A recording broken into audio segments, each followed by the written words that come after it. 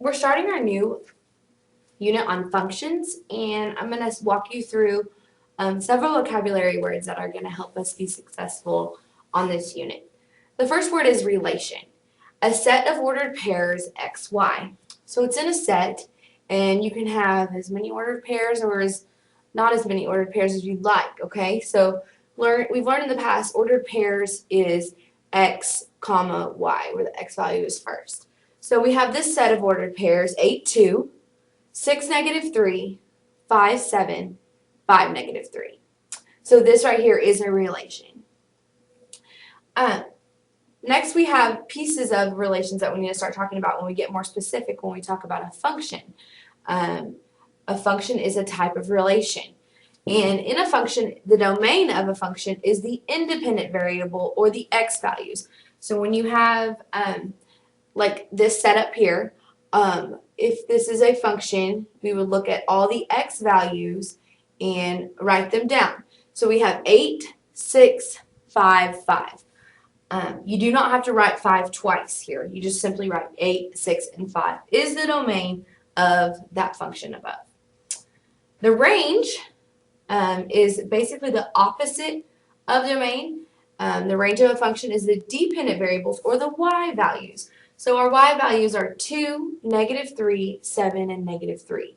Negative 3 is twice. Again, you don't have to write it twice. You only have to write them once. So our range of this function is 2, negative 3, and 7. I have a little saying that I like to tell myself to help me remember domain. I say don't cross my domain.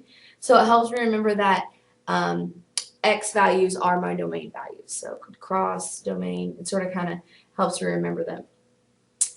The last one is what makes a relation a function. A relation that assigns one and only one domain to each range.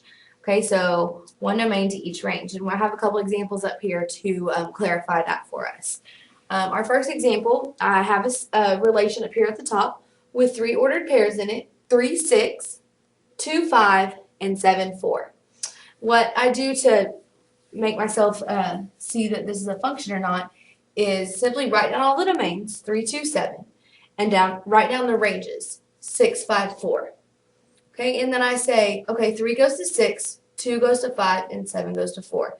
This helps me see that one and only one domain goes to each range. Okay, here's another example. It's a little bit different. We have this relation with 3 ordered pairs in it, 2, 1, 3, 1, 4, 9. Okay, so then I come down here and I write down my domains. I know I have 2, 3, and 4. But then my ranges, I have 2 1s and a 9. So my range is only 1 and a 9.